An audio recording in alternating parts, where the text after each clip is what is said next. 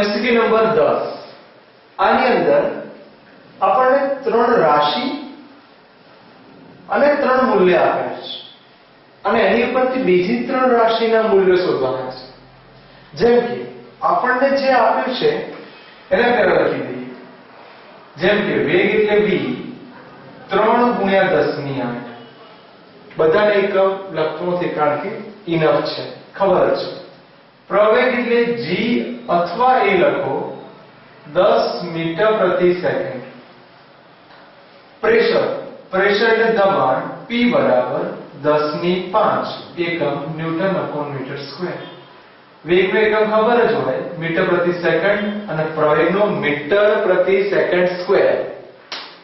તો અહીંથી હું એક સસ્પેન્સ કહું કે જો અહીં મારે કોઈ શબ્દ કહેવો હોય તો હું આ બંનેના ઉપરથી ફોકસિંગ કરું. જેમ કે આવું કહી દઈએ આ બંને ઉપરથી કે સર પ્રવેગ બરાબર વેગ ભાગ્યા સમય લખી શકાય.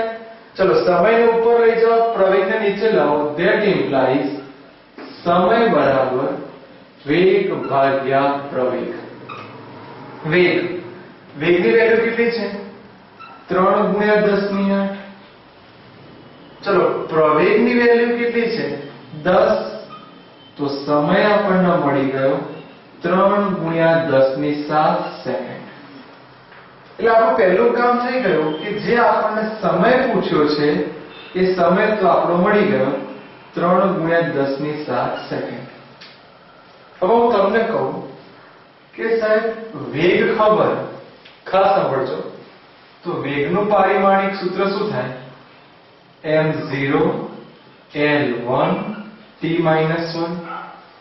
આવું નથી લખવું, થોડુંક સારું લખીએ તો આવું લખી શકાય v બરાબર l/t. કે માઈનસ છે ક્યાં આવશે? નીચે. તો l બરાબર શું લખાય? l બરાબર tv. આપણું કામ થઈ રહ્યું છે. તમે સમજી ગયા છો કે કેમ આવું લખ્યું? કારણ કે t ની વેલ્યુ આવી ગઈ 3 × 10⁷. v ની વેલ્યુ તો આપેલી જ છે 3 × 10⁸. તો આનો મતલબ 3 તરી 9 × 10⁻15 એનો એકમ લખજો મીટર. કદાચ કોઈ સાહેબ આપણને મીટરની જગ્યાએ કિલોમીટરમાં કહે, જેમ કે આ અંતર જ જો કિલોમીટરમાં પૂછે તો આપણે શું કરવાનું? 3 ઘાત કાઢી નાખવાની.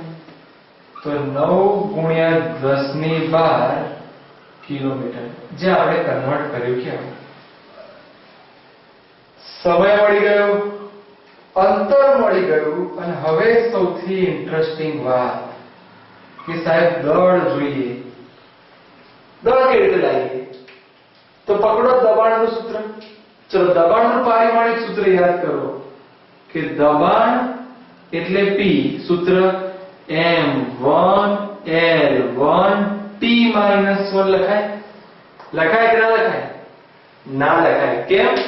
કે સર દબાણનું પારિમાણિક સૂત્ર કંઈક આવું થાય m1 l-1 અને t-2. કંઈક યાદ આવ્યું હોય? તમને સહેજ કન્ફ્યુઝ કરે. જો હજી યાદ ના આવે તો દબાણ બરાબર બળ ભાગ્યા ક્ષેત્ર. તો આવું પારિમાણિક સૂત્ર મળી જાય. આપણે આ રીતે નહીં કે આ રીતે લખી શકીએ કે p બરાબર m/l/t2. m ના કરતા બનાવો છે. ધેટ ઇમ્પ્લાઇઝ m બરાબર p/l/t2. બધી જ વસ્તુનો ગુણાકાર. ચલો દળ એટલે m. સૌથી પહેલા p એટલે દબાણ. 10 ની કેટલી ઘાત છે? 5. લખી નાખી 5 ઘાત. l લંબાઈ કેટલી મળી? 9 × 10⁻12. તો અહીંયા 9 × 10⁻12. t એટલે સમય, તો ડાયરેક્ટ આનો સ્ક્વેર છે. તો ચલો સ્ક્વેર કરો તો 3 તરી 9 × 10⁻14.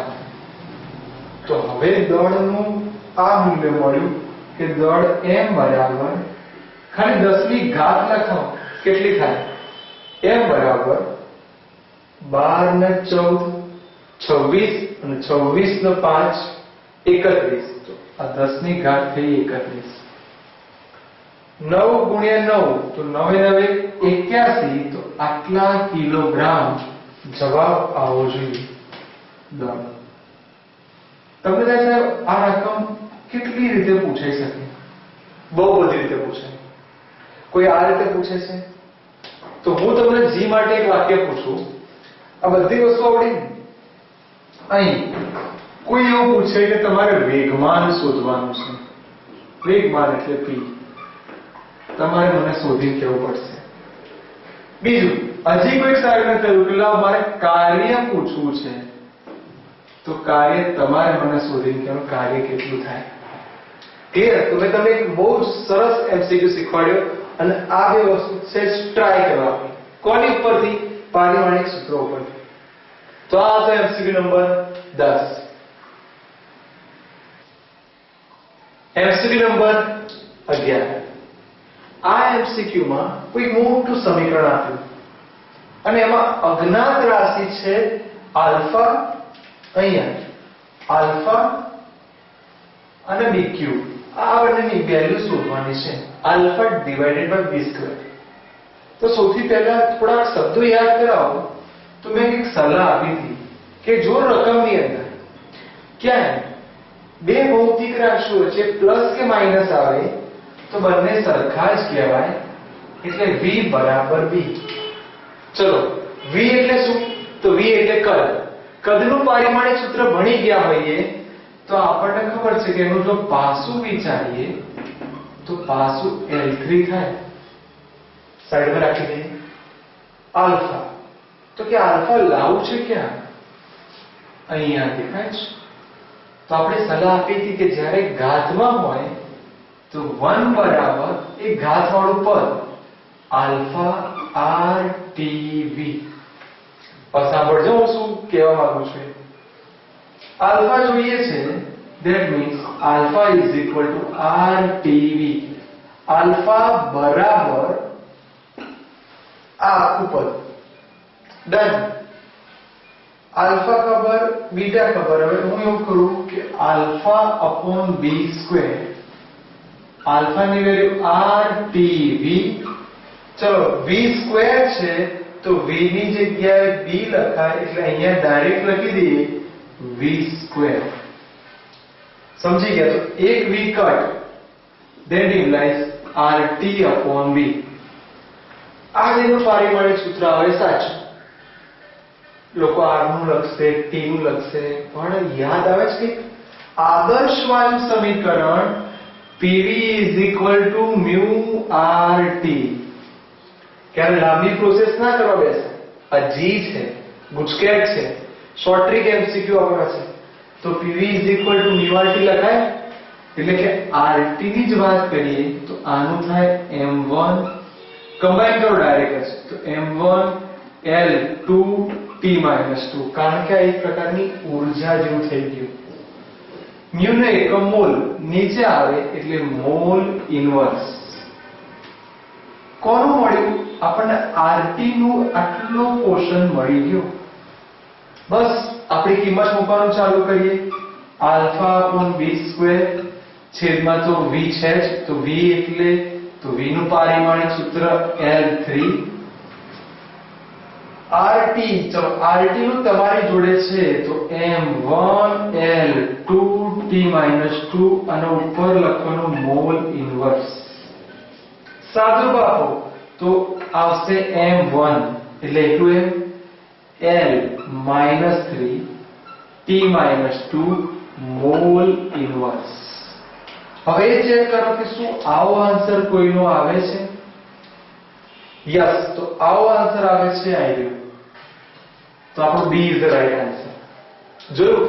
બહુ જ લાંબો એમસીક્યુ બધી જગ્યાએ આપે છે, પણ આપણે એક શોર્ટ ટ્રીક વાપરી કે આવું લઈ લીધું, RT નું યાદ રાખી લીધું, તો આપણું કામ સરળ. તો આ તો એક અઘરો એમસીક્યુ સહેલાઈથી સોલ્વ કર્યો. તો એમસીક્યુ નંબર 11.